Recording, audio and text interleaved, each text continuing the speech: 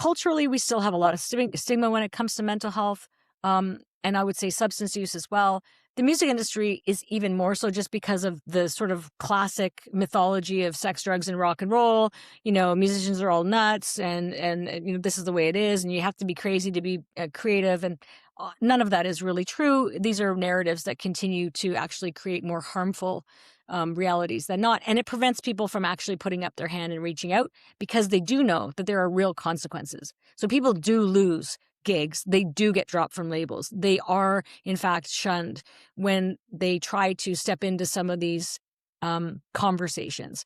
So in those ways, in some cases you can apply it to any workplace environment. In some cases, there's some quite specific things with respect to the music industry.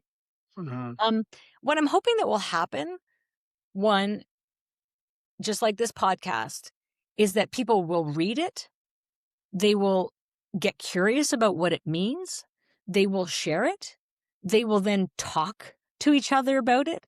And they will then go to people's in power, stakeholders, whether it's governmental, industrial, organizational, independents, community levels, and say, hey, what should we do about this? Like, what's one or two things that we could do to shift our experience or to shift the experience of the people around us?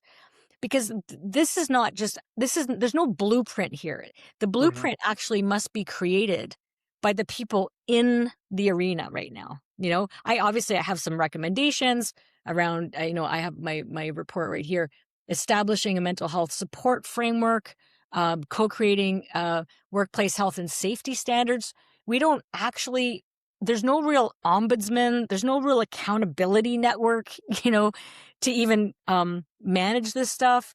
Addressing financial precarity, it could be policy interventions, could be sustainable business models, upstream solutions like education, reducing stigma, and hopefully this research helps catalyze interest and investment in other research to dig even deeper on some of the, because this is a very broad foundational look at mental health in the Canadian music industry, but more research is required to dig into the experience of certain demographics or certain provinces or certain experiences.